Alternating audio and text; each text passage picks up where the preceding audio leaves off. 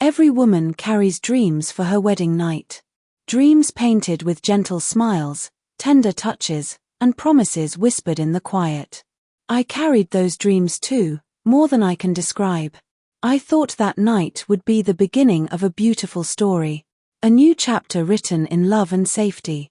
But what I faced was nothing like the dream.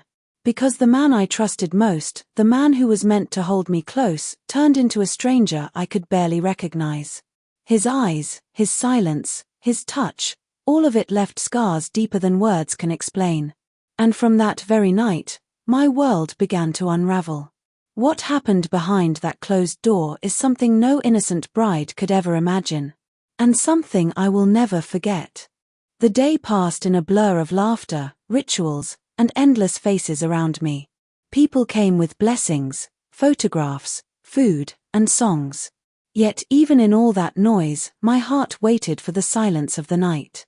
Because that was the moment I had been dreaming of for months. When the guests left, and the house fell quiet, they decorated the little room for us. A bed wrapped in fresh sheets. A few flowers scattered on the pillow. A dim yellow light glowing in the corner, soft and warm. It was as if the room itself knew it was about to witness the beginning of a new life. I sat there, nervous but filled with hope. My heart raced like it had never raced before.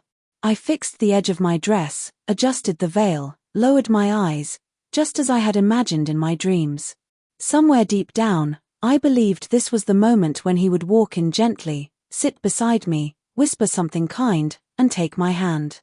But the door opened with a sound that made me flinch. Not soft. Not patient. It was sudden, like someone walking into a room with no care for what it meant. He entered without looking at me. No gentle smile. No hesitation. No sign of the man I had thought I married. I waited for words. Any words. Even a simple, "You must be tired." But the silence between us grew heavy. His footsteps were sharp against the floor, his presence felt colder than the night breeze outside the window. And for the first time, a faint unease settled in my chest. Still, I told myself, maybe he was tired from the long day. Weddings were exhausting. I held on to my dream with trembling fingers. This is normal, I reassured myself. He will look at me soon, he will say something soon. But when he finally turned towards me, his eyes carried no warmth. No curiosity. No love. They felt empty. Empty and distant, as if I was not his bride, but a stranger sitting on that bed. My heart cracked with each passing second, yet I forced a smile. I thought if I gave kindness, maybe he would mirror it back. But he didn't. He walked closer, yet his every movement felt mechanical. Cold. Detached. Like a man standing in a place he didn't even wish to be. And then, without a single word, he sat down across from me.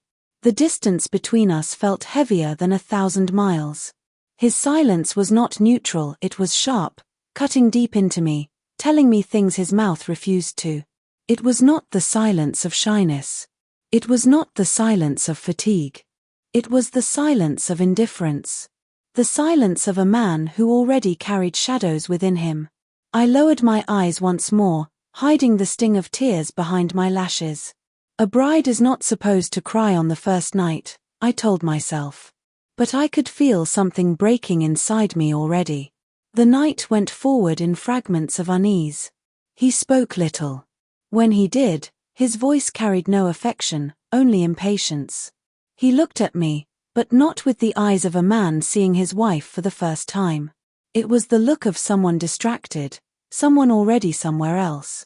Every bride waits for that one moment when her husband makes her feel she belongs to him. I waited too.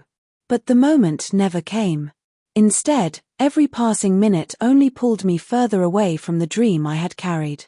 And the truth, whatever it was, hid itself carefully behind his blank gaze. That night, in that quiet room, love did not arrive. Only questions. Questions that echoed louder than the silence between us. Who was this man sitting in front of me? Why did his touch feel heavy, like a burden? Why did his eyes look past me, as if I wasn't even there? I didn't know it then, but the answers would unravel in ways darker than I could imagine. That night was only the beginning. The days that followed should have been the happiest of my life. Everyone says the first weeks of marriage are filled with laughter, discovery, small arguments that turn into long nights of affection. I looked for pieces of that dream, but they were not there. He was not cruel, not yet. But he was absent. Even when he sat beside me, it felt as if his mind lived somewhere else. At first, I convinced myself it was work. He would return home late, his phone pressed tightly to his ear, his voice low, walking into another room before I could even greet him. I waited, as any new bride would wait, for that moment he would finally set the phone aside, sit beside me, and ask about my day. But that moment never came. I would hear him whispering behind closed doors, the words too faint to catch, but the tone unmistakably urgent. Whenever I walked closer, the whispers ended. The phone clicked shut, and all I was left with was silence. At moments, he seemed almost irritated by my presence, as if the very sight of me reminded him of something he could not bear. The distance between us, which began on our first night, only grew wider with each passing day. I tried to break through the wall with kindness. I cooked the meals he liked. I asked gentle questions. I even laughed, pretending everything was fine, hoping he would drop his guard and open up. But his answers were short. His smile, forced. His eyes, still far away, staring into places I could not reach. One evening, his phone rang again. He looked at me, his face pale, and stepped outside. I waited by the window for him to return, and when he did, his shirt was wet with sweat, though the night was cold. I asked, "Is everything all right?" He nodded quickly, but his trembling hands told another story. That night, he asked me for something I was not prepared for. Not affection. Not closeness. But money. He wanted something from my family, an urgent amount, with no explanation. When I asked why, his face hardened, and his voice cut sharp. "Just do as I say." It was the first time I saw the cracks in his calm surface. Something in me shivered. Why would a husband speak so coldly on matters that should be shared with love and reasoning? Still, I gave him the benefit of doubt. I told myself, maybe there was stress I didn't know about. Maybe life after marriage was harder than I had imagined. And so I buried my questions deep inside, choosing silence over confrontation. But silence only feeds the shadows. Days turned into weeks, and the routine grew stranger still. He often left without notice. Sometimes he returned smelling faintly of perfume that wasn't mine. Sometimes he avoided my eyes altogether. And sometimes, when he thought I was asleep, I would hear him pacing the floor, muttering things under his breath. With every passing night, my heart grew heavier. It wasn't one big moment that broke me, it was the tiny cracks, the little signs, the whispers he thought I wouldn't hear. Like a wall slowly splitting apart, it was clear something was hiding behind it. The woman I was before marriage still tried to believe in her fairy tale. She told herself, "Love takes time, he will open up eventually." But the woman I was becoming, she knew better. She could feel it in her bones. There was another life, another truth, pressing against the fragile glass of our marriage, threatening to shatter it completely. Every night, I asked myself questions without answers. Why did his eyes avoid mine? Why did he hide his words behind phone calls that died the moment I walked in? Why did his touch feel like duty rather than love? And every night, I fell asleep with those questions heavy on my chest, like stones I could not push away. I did not know it then, but those shadows were not random. They were warnings. And the truth, hidden behind those cracks, was darker than any nightmare I had ever dreamt. The first cracks whispered warnings, but nothing could have prepared me for the weight of the truth. Because truths, when they finally arrive, do not enter kindly. They crash. They tear the breath out of your chest. And they leave behind scars you cannot wash away. It began with small things. A slip of the tongue. A phone call that lasted too long. Perfume that did not belong to me lingering on his collar. Conversations ended the second I entered the room.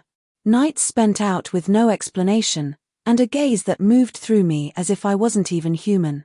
At first, I wanted to drown in denial. My heart screamed for excuses. Maybe he is stressed, maybe it is work, maybe this is just how marriages begin. But hearts know. Long before the mind admits it, hearts know. And mine was already breaking.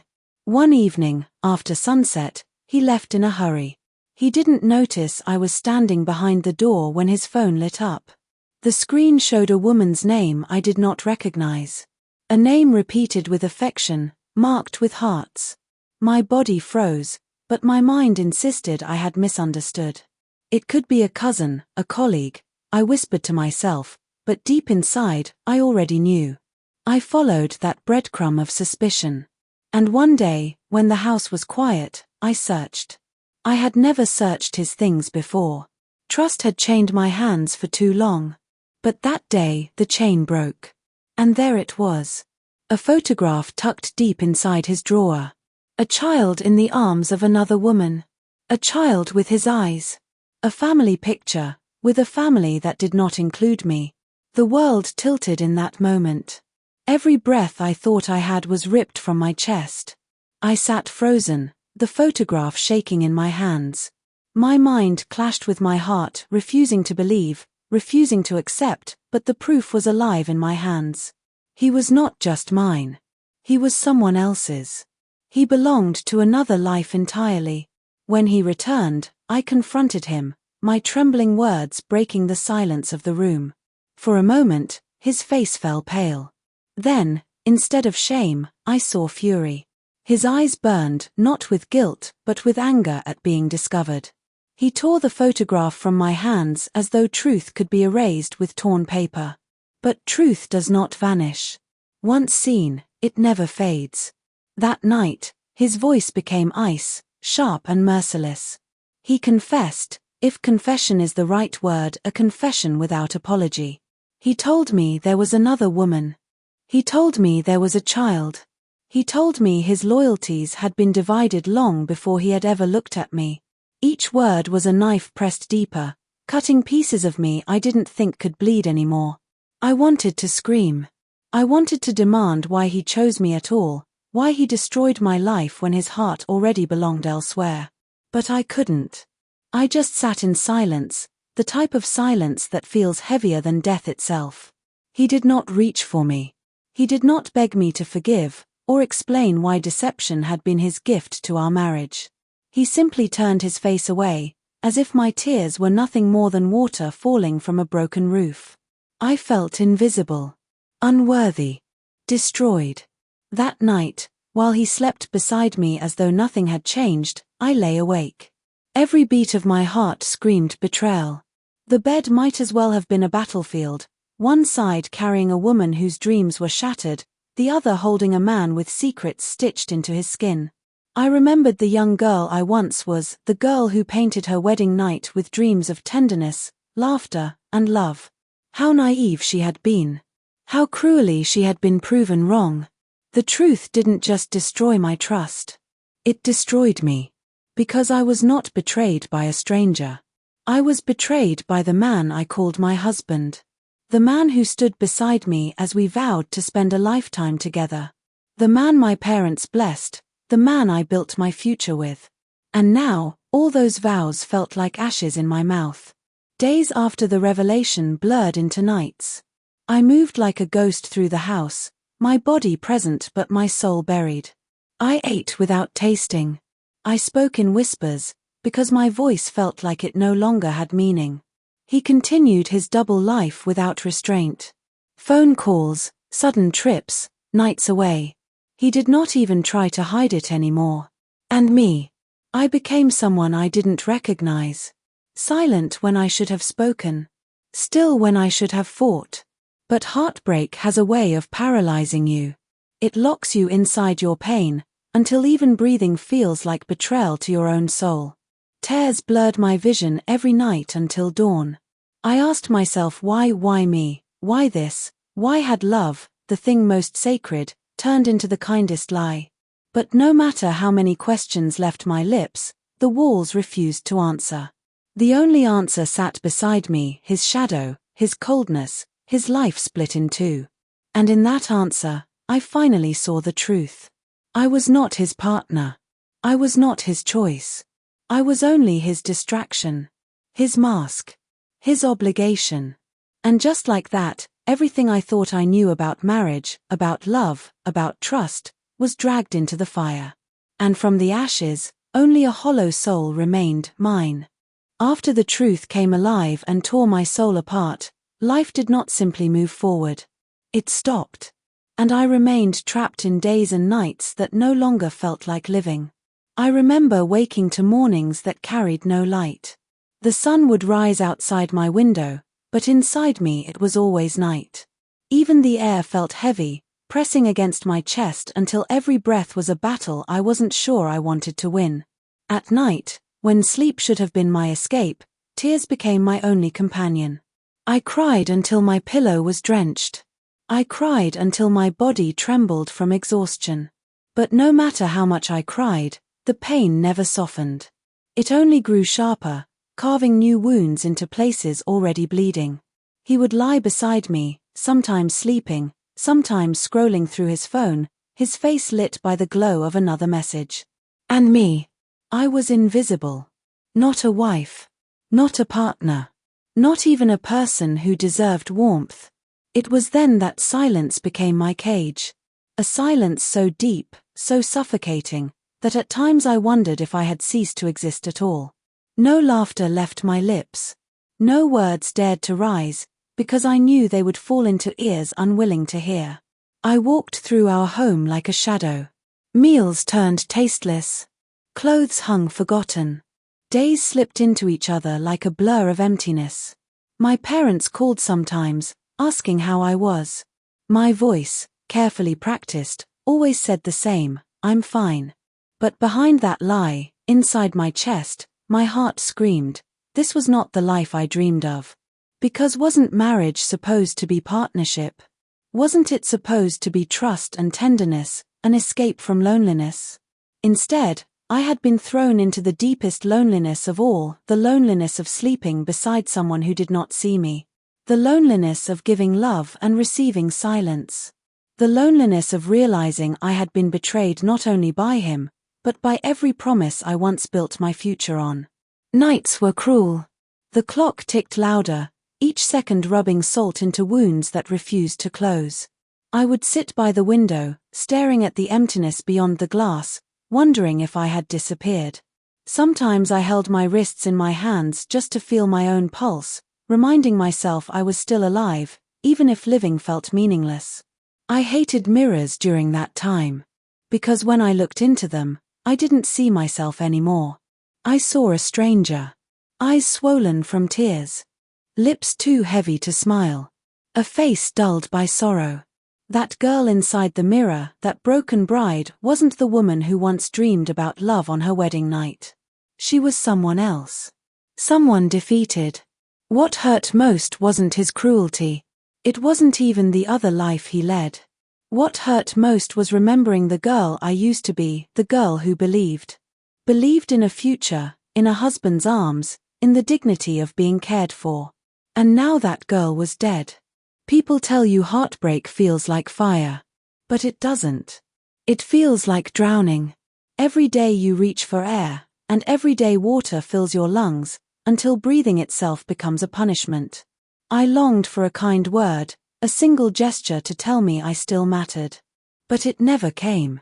Instead, he continued his double life as though I were nothing more than furniture in the room. The coldness didn't just stay inside him, it wrapped itself around me, smothering every part of who I once was. There were moments when shadows grew louder than thoughts. Moments I prayed the pain would stop, in any way it wanted. But each time I came close to breaking, I remembered the face of my mother, the softness of her hands, the hope in her voice when she spoke of my new life. And that guilt chained me to life, forced me to endure. Still, enduring is not living. It is simply surviving an endless night with no sunrise in sight. I kept telling myself, tomorrow will be different. Tomorrow he will look at me. Tomorrow he will remember I am here. But tomorrow came and went, and still I sat with my silence. Still I fed my despair until it became the only thing that filled me. The world outside still moved. Neighbors laughed, children played, families gathered for dinners. I watched all of it through a window, as though I had been locked in a prison nobody else could see. On the few occasions I stepped outside and smiled at others, my own smile scared me because it felt like a mask. A painted smile hiding the corpse of dreams beneath. Every day ended with the same words circling my mind like haunting whispers. This was not the life I dreamed of. This was not love. This was a sentence. That line echoed so much inside me that it became my truth. And the truth was unbearable. I thought betrayal ended when you discovered it. But truth is, betrayal only begins at discovery. Because living with betrayal is worse than finding it. It becomes a poison, seeping slowly through every vein, until you are not yourself anymore. I was no longer a bride. I was no longer a woman. I was only a shell carrying pain from one day to the next. And that was my breaking point. Not when I found the photograph. Not when he confessed his second life. But when I realized I had lost myself. When my reflection no longer recognized me. When silence became my identity. That was when I truly broke. And broken pieces, no matter how much you gather, never fit back the same again. For the longest time, I let silence strangle me. Silence was easier than questions that had no answers. Easier than begging for love that never came. I wore my silence like a second skin, until it became my prison. My cage. But cages, no matter how strong, cannot hold the human spirit forever. Even in the darkest corners, even in the deepest grief, something inside us refuses to die. A flicker. A spark. A whisper that says, "You are more than what broke you." That whisper began quietly. At first, it was just a thought during sleepless nights. What if my life could still hold meaning? Then, it became a question when I looked into the mirror. Why do I allow myself to disappear for a man who never truly saw me? And slowly, that small voice grew louder, until it filled the cracks where my tears once lived. One morning, I decided to rise from bed before he woke. I looked at the sunlight seeping through the window, timid yet insistent. And for the first time in months, I let it touch my face. That light reminded me I was still here. I was still breathing. And perhaps life had not abandoned me, even if he had. At first it was small steps. I started writing again, pouring my pain onto pages, letting my words carry the weight my lips could not speak. I started cooking not for him, but for myself, finding taste in food again, allowing the warmth of it to remind me I was alive. I whispered prayers in the still hours of the night, not for his love anymore, but for my strength. And slowly, I found it. Strength didn't arrive as lightning. It wasn't loud. It came like drops of rain, returning life to dry earth. With every tear, with every choice to stand one more day, something inside me began to heal. I realized my silence had been my cage. But my courage, yes, my courage would be my key. The courage to exist for myself. The courage to see value in a soul bruised and broken, yet still capable of rising. He remained the same. His betrayals did not stop, his double life continued. But the power of his shadow began to shrink. Because I had learned something vital, he could break my dreams. He could kill the faith I once had. But he could not kill the small flame I kept hidden in my chest. Day by day, I nurtured that flame. I built walls around my heart, not of weakness, but of strength. Walls that said, I decide what defines me now. Not him. Not his lies. And though I was still broken, broken things can learn to shine too. Scars can hold light. Wounds can remind you that you survived even when you thought you wouldn't. There were moments I almost slipped back into the abyss. Nights when loneliness roared louder than courage. But each time I fell, I forced myself to rise again. Even if I rose trembling, even if I rose bleeding, it was still rising. For too long, I had allowed betrayal to silence me. But now I spoke, if only to myself, this pain is not the end of me. This pain is the beginning of who I will become. And in that moment, I promised myself, I may never get back the girl who once dreamed of love, who once painted her wedding night with innocence and hope. But I will not die as the woman who let betrayal erase her. I will live. Not because he gave me reason, but because my soul demanded it. Because even in ruins, life still calls. When I look back now, so many years later, I see the girl I once was, the girl who dreamed of her wedding night as though it would be the beginning of a fairy tale. She was innocent. She was tender. She believed love was enough to sustain a lifetime. And in those days, maybe that was all she knew. But life is not what we plan. It is what we endure. And more than that, it is what we rise above. I carried broken dreams in the palms of my hands. Dreams shattered like fragile glass, sharp enough to cut me each time I tried to gather the pieces. And yet, in holding those bleeding shards, I learned that pain also carries lessons. Betrayal taught me trust is fragile. Silence taught me the cost of hiding wounds. And courage taught me I was stronger than I had ever imagined. My marriage did not give me the love I once prayed for. But it gave me something else, the wisdom to see love differently. Love is not blind surrender. Love is not losing yourself to someone else's lies. True love, I have learned, begins within. In respecting yourself enough to endure storms, in demanding honesty when silence tries to cage you, in choosing to rise even when you are broken. I will not tell you it was easy. It was not. I did not rise as a hero. I rose trembling. I rose scarred. But still I rose. And that is perhaps the only lesson I can give you, my child, if you are listening. Do not measure your life only by the dreams that did not come true. Measure it also by the nights you survived when survival felt impossible. Measure it by the days you chose light, even when darkness pressed itself against your chest. I once thought my life ended the night I discovered his betrayal. But now, I see, it began there. Because life's cruelest chapters do not define us by how deeply they cut. They define us by whether we allow them to end our story, or whether we gather our fragile selves and write another page. And I wrote another page. Not free of scars, but alive despite them. Not flawless, but stronger because of them. So remember this.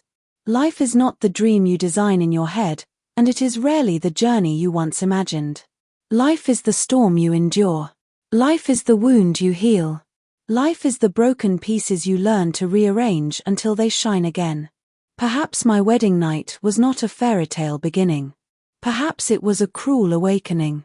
But even awakenings born from pain can still lead to wisdom. And so, in the end, I whisper to you as a woman who once dreamed, who once broke, and who once rose again, dreams may shatter. Hearts may bleed. But souls can rise, even from ashes.